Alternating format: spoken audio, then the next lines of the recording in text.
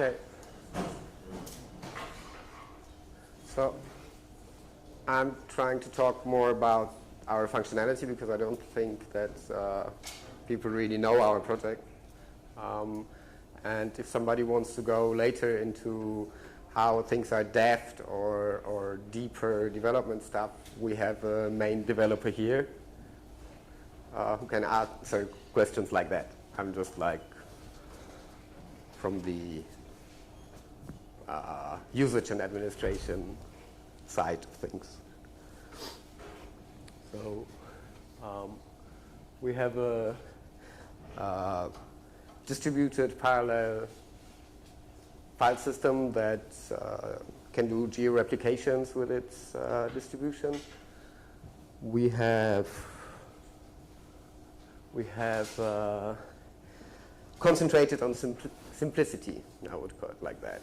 I mean, the basic idea is if you have tons of data and just need to set up something fast so that you can put it there, we think we have the right solution for that, because it's like 8 lines of text, 8 to 10 lines of text to set the whole thing up.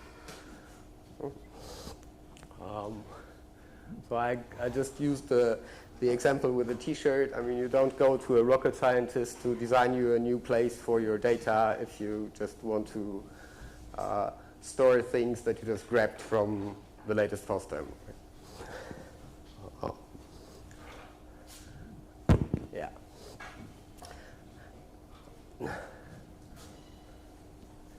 Yeah, we are basically the system has 2 main components. You have a metadata server and as many chunk servers as you like. I think the limit currently is 1,024 chunk servers. You can store up to 1 exabyte of data. And the setup is very, very simple, and I will show that later in a demo. I did that yesterday, had some problems because the connectors were not working, but I can show you that. No, just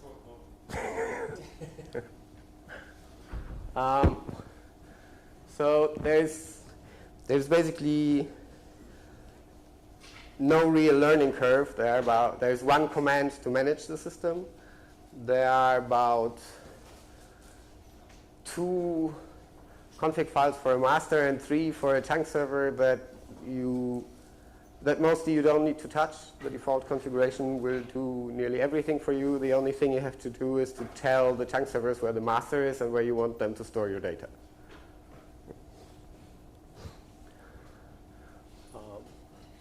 Yeah, so master chunk servers, we have options for HA on your masters. When one of the masters fail, then the one that has the latest version of the data just takes over. The switchover is very, very fast. I think we had, in our latest test, it's sub 1 second that it takes to switch over from one master server to a failover one. You can mix all kinds of platforms. We have our software available for everything that's Unix-like. So I have a setup where I have chunk servers on BSD, on CentOS, on Debian mixed. I even have Solaris chunk servers, and they all work together. So so the system is basically distributed over all of them. It doesn't really matter. The chunks are saved in a normal file system, so the performance of your chunk servers mostly depends how you set up the system under it. We mostly use XFS or ZFS for our scenarios, but it basically depends what you have and what you like. There is also an option to use a tape as a chunk server, so that you could basically have replicas of your chunks automatically saved on tape drives. Right? And as I will show you later in the demo, you can change your storage policies on the fly. So basically, if you decide that you want to have 3 copies of a file in your storage now, and later decide that those files are not important anymore and you just need 1 copy, it's a one-liner, and the chunk servers will basically reconfigure that by themselves. Yeah, and you can group your chunk servers. So basically, each chunk server can have a label, and depending how you set your policies, you can define that certain data is only safe to certain groups of chunk servers. So let's say you have 2 chunk servers with SSDs and 3 chunk servers with hard drives. You just give the chunk servers with the hard drives one label and the ones with the SSD another label. And by defining your policy, you can just, with one line, tell them where the data is supposed to be.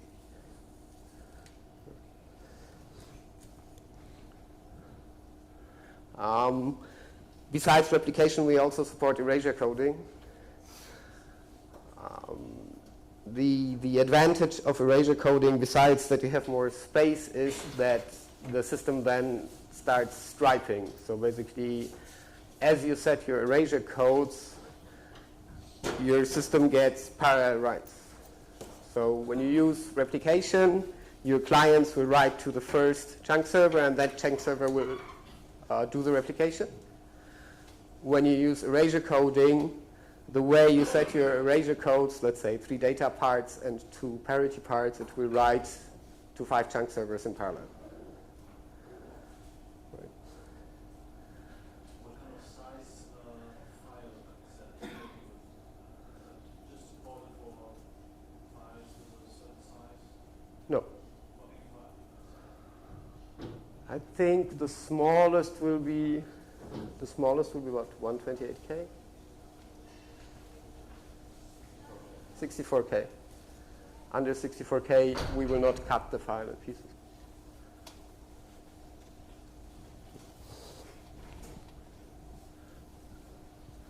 Yeah, since with erasure coding the system is parallelized, you will basically get nearly the same performance from few slow systems, from few fast systems, like from a lot of slow systems. Right? That way, it's relatively easy to have an upgrade path where you start with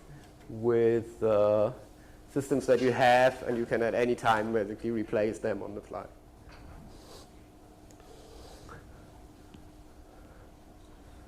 Yeah, with the labeling that I talked about, you can create some kind of basic tiering, because you can set speed labels and define where your data goes to, and that's not a replacement for auto tiering yet, but it's like a start. You can have as many labels as you want, and since the movement is very fast, it's relatively easy to create a manual tiering on your data paths.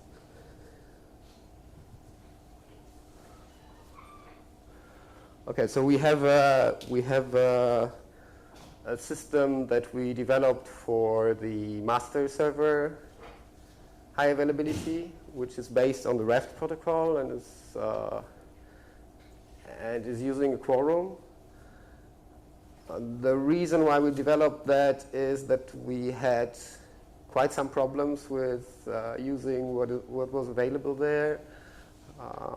There were a lot of split branch scenarios, and in general the switchover was too slow. And with our new HA for the master servers, we have, in my experience, under 1 second switchover time.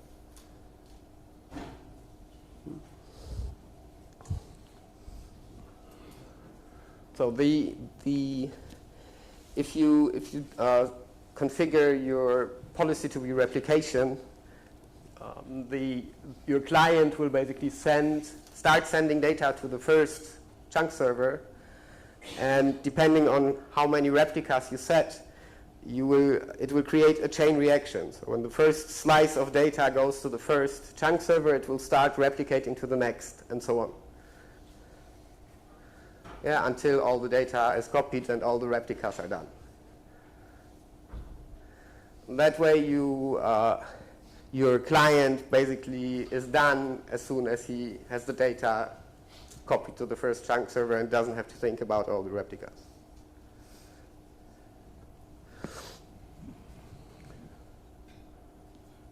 Yeah, we have metadata only snapshots. So basically it's a copy on first write system.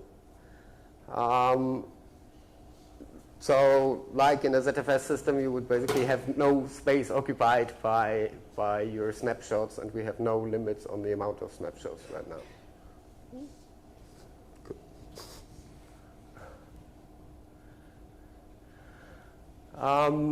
The system has, when you add disks or you add new chunk servers, the chunk servers will try to balance out the space during write operations.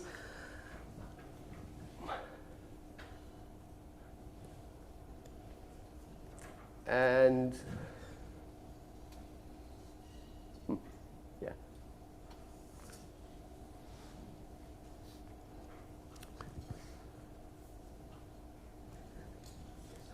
Optional? What? The auto balancing? It means that if you're balancing, it means that you're removing some of the redundant information that you have from the other drivers.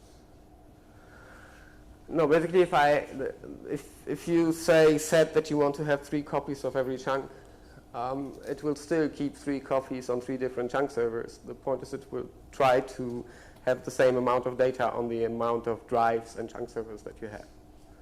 It's not, unless you use labels, it does not stick to certain chunk servers. So you can set a policy of 3, have 20 chunk servers. It will always keep 3 copies, but it will not tell you where. So it will distribute and auto-balance the data so that all your chunk servers are utilized in the same way. Right. For a given object, how do you figure out where it should be? That depends if it's replication or if it's erasure coding. If it's replication, I think it's round robin. No? How do you figure out where an object should land? Well, it depends on its replication code, not labels,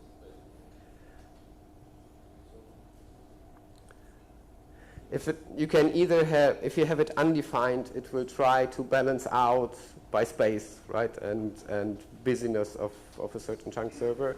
If you have labels, then it will go there where you defined where it should write to. So for instance, if I had object A, it makes a hash modulo the number of disks, and it will land on a disk. That's the idea. It's hash-based placement if you don't specify otherwise. No, it's not because it's just there are no labels at all. It's just kind of random. Once you create this chunk file, it goes somewhere. In a way that fulfill the balancing.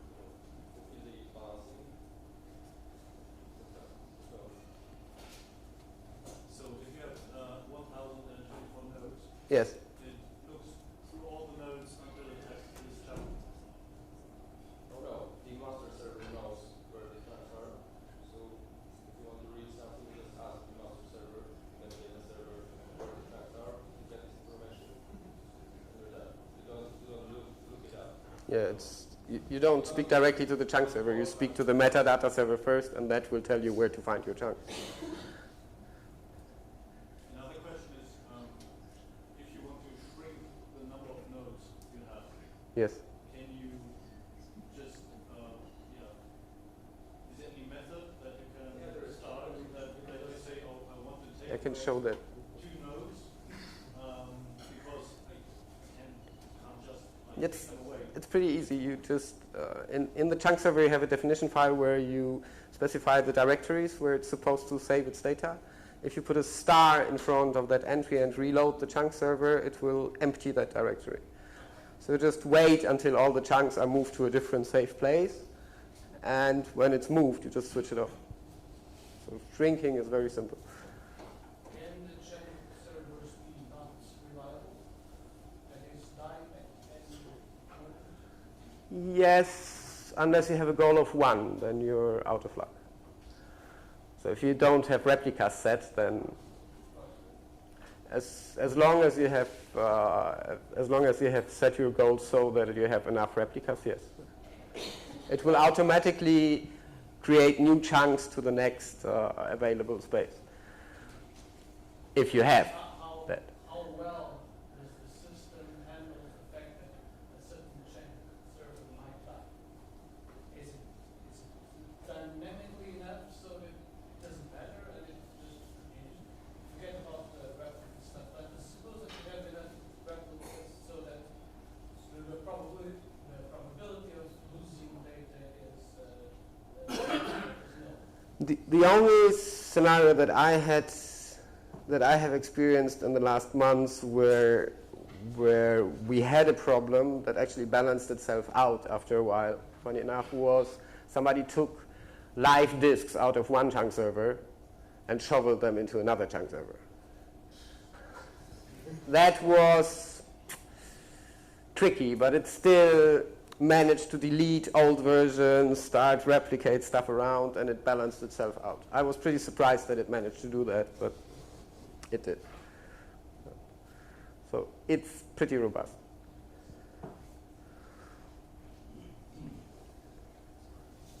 I was looking if anybody has any other questions. So yeah, we run, like I said, on nearly everything. I personally have tried BSD, CentOS, Debian, Solaris. What else? Oh, I have a server and a client on the Mac. There is a commercial Windows client for people that insist on that operating system. I don't think that there is any platform that we couldn't support. I know that there are people running it on ARM. There is a relatively small community for that. There's one university in Germany that wants to set up a rather large ARM scenario. I'm pretty interested how that will work with the new 64-bit ARM. So if you have any other adventurous Unix-like operating system you would require LizardFS on, we can port that probably as well. The FreeBSD port took about 3 hours. Yeah. So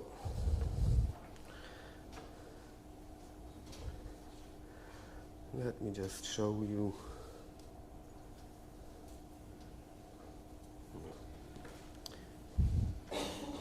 I'll just connect the demo computer. I basically created a very small setup to show how a LizardFS just gets set up in minutes.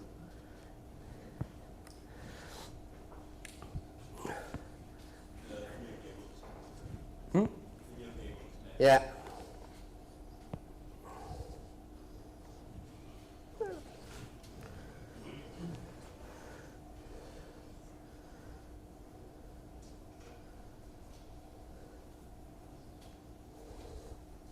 I just have to wait for the network to wake up.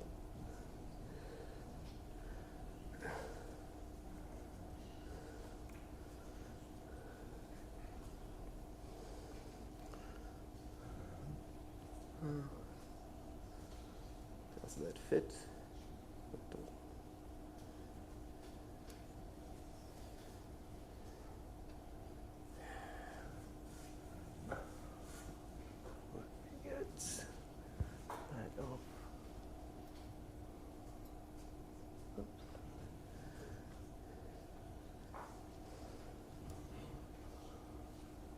Yeah, so I basically set up a couple of containers in Proxmox. Just to show a fast setup.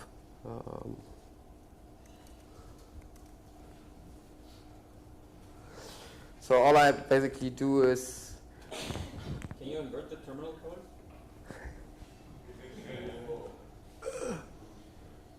I try. Just have to get that back.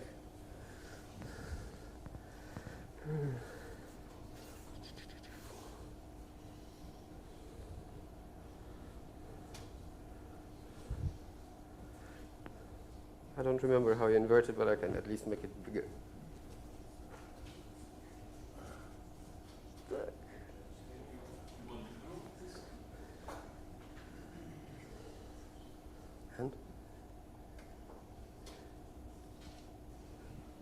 And that won't help. Yeah, but now I don't know where the terminal is. It's okay. Okay. So is that readable? Yeah. Cool. Yeah, so basically we hard-coded some stuff. If you don't set a name for the master server in the configuration files, it will assume that it's called MFS master. So all you have to do if you want to do a fast setup is put MFS master in your host file and point it to the IP of your metadata server, right? So basically the MFS master entry sets it up. So yeah, there's one thing I didn't talk about. That you can define a topology of your storage scenario. You can set which chunk servers should be preferred by which network segment. Right. So that way, if you have a large, complex network infrastructure, you can make certain clients just talk preferably to certain chunk servers. We have a customer that has a large rendering farm with a pretty chaotic network structure, and since they are trying to keep copies of all the data on all the chunk servers so they are close to the rendering nodes, they use topology to basically have one client always talk to one chunk server. So what I basically do is I just copy the sample files from the packages .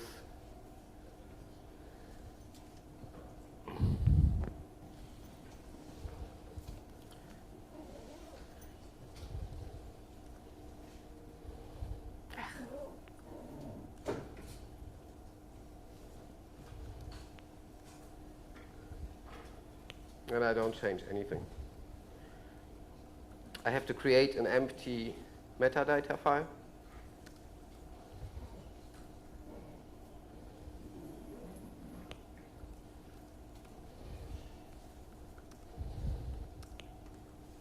And can just start the metadata server.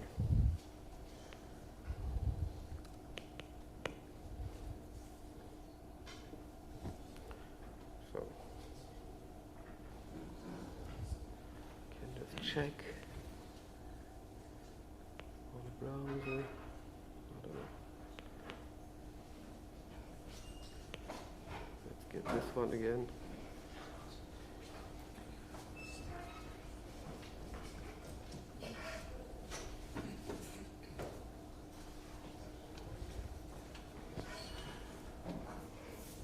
Yeah.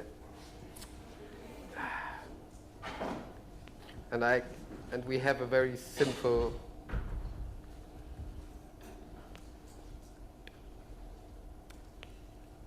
web interface that basically lets you monitor the stuff. On that resolution, it's a bit limited, but you can see you have a started metadata server. You can see how much RAM it has, how much RAM it occupies. all the metadata is kept in RAM while it's working. So the amount of files you can store in the LizardFS system is basically limited by the amount of RAM you put into your metadata.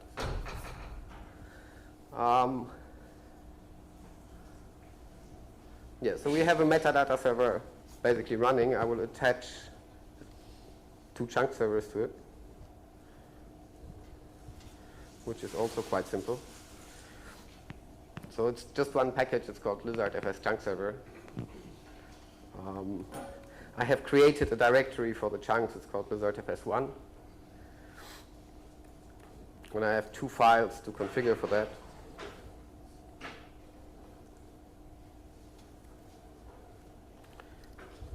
One is basically telling him where he can find it.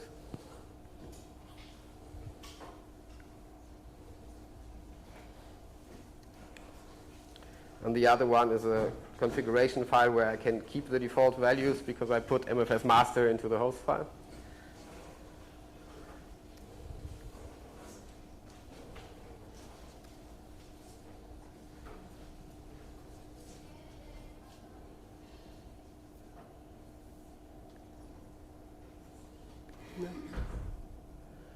And you can see I have a chunk server running with 4 gigabytes of available space.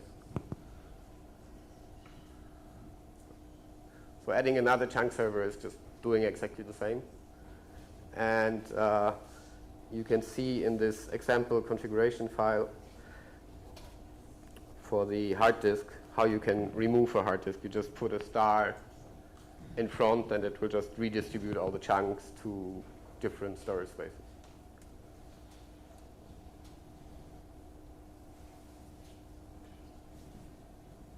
How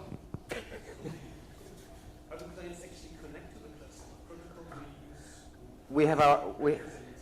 We have our own protocol. It's a fuse-based client.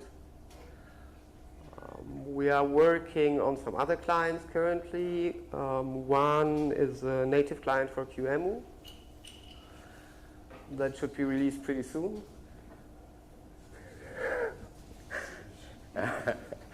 Another one is an emulation interface for HDFS, so that you can connect Hadoop-like systems to it. And there is a plan to release an NFS conversion, so that you could locally connect via NFS, and it would speak Lizard on the network side. Do you have class to support multi-tenancy? Multi-tenancy in which way? Having different users that can mount shared storage with quotas and different users not seeing each other's files. So we have a full POSIX implementation. That's not the same thing.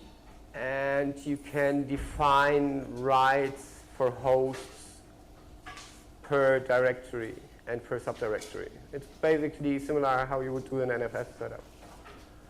So you define on the master which part of your namespace you want to be available to which clients, basically. So the rest of the space would not be visible to other clients. If it won't be totally visible, you can inhibit reads, but I don't know if it will not show you that there is a directory available. Okay, that's here. Which database are you using for metadata server? Which database are we using for metadata server? Well, we use no database, not data structures. It's on memory. It's in-memory data structure created by us. What language did you implement on the C++. What's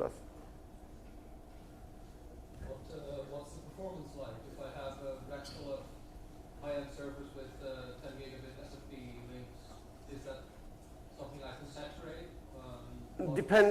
It depends how many streams you have. Single speed currently is about 600 megabytes.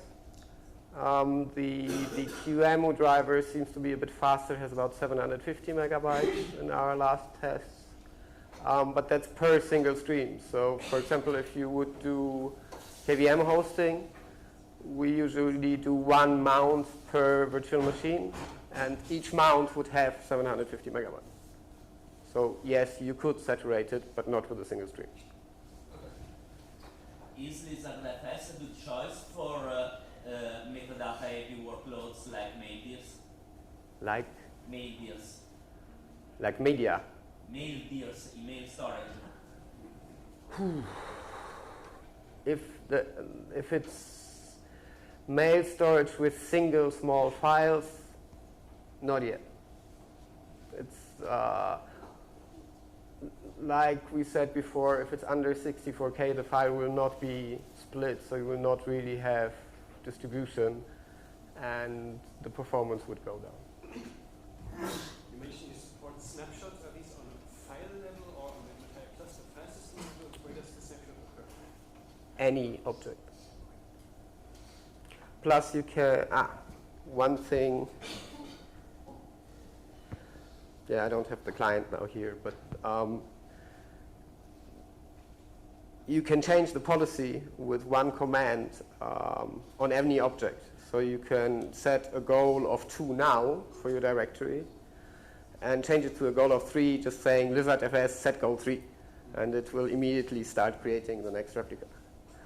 So you can move from EC 2+1 to replication of 5 just with a one-liner, which is quite interesting if you want to do backups.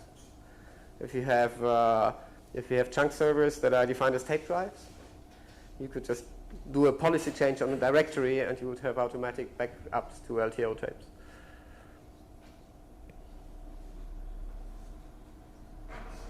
And you get it back by changing the policy on that directory with another line.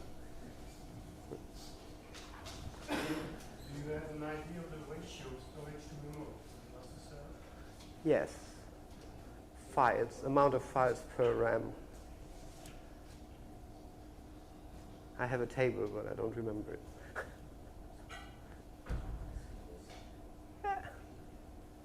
One second, I get you the table.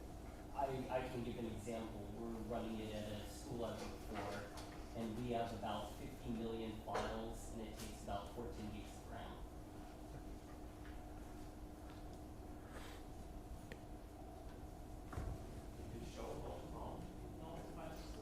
Yes.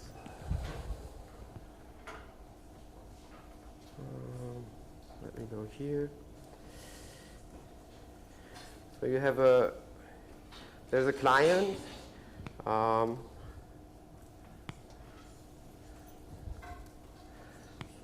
The client has a config file where you basically define your mount point. If you want, you can also do it on the command line. But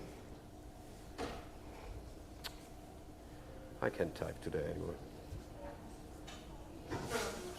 And basically all you have to do is, if that directory exists, yeah.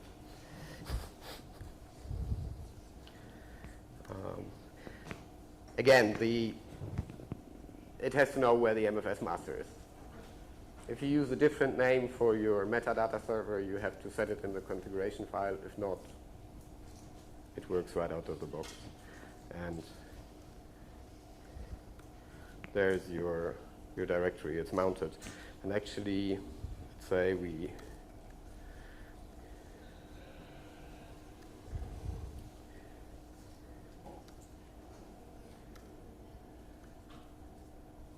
it has a goal of 1, so there's only one replica.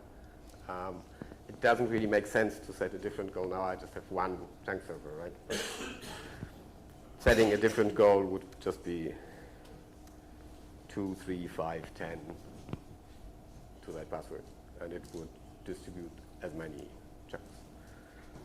So if you're just having one chunk server, would you create multiple copies on the same machine, or would it fail? Just really create another copy. Would, yeah, and it would wait for you to add more chunk servers. So once you add a new chunk server, it would automatically start creating new chunks there.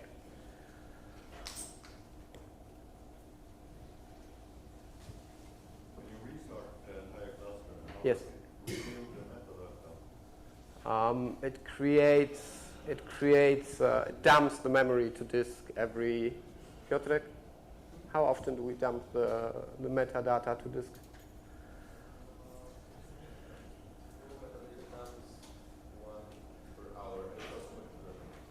Yeah, so we create one dump per hour, and you can set it up in the configuration to do it more often. Plus, you can create so-called meta loggers that will constantly log all changes to your metadata server. Does it dump the data when you take it down as well? Yes. What kind of integration tests do you run? Integration tests. That is, you deploy a server, Yes. multiple machines, you stress it before committing a patch to make sure that it reads data and you can recover. So that kind of integration tests. we mostly do load tests with any tool that I can find. I mean, it's like the test for 3.10.6 was like I had about 12 chunk servers and I was bombarding it from multiple streams with IOmeter, IOZone, and FIO at the same time, and then started kicking chunk servers out. I think for redundancy testing, that's good enough. Constant 100% load is always a nice test. There's nothing that you can do more than that, actually. What methods can you use to make the metadata server highly available? So we have members of the community that basically have tried it with.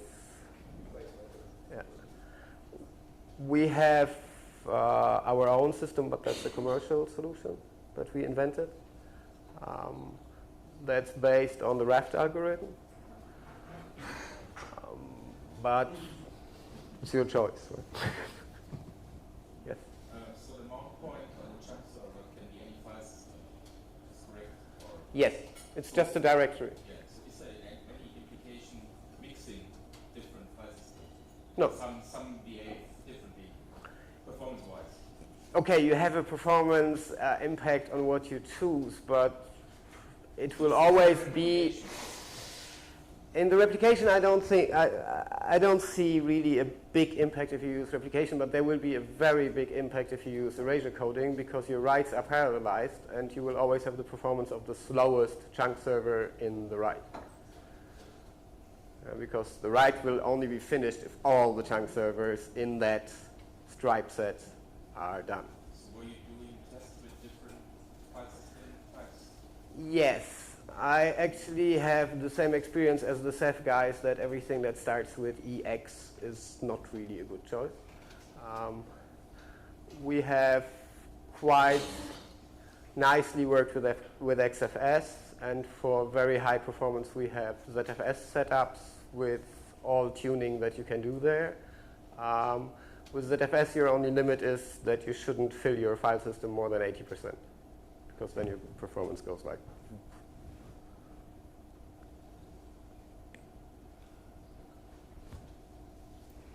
Okay, I can't.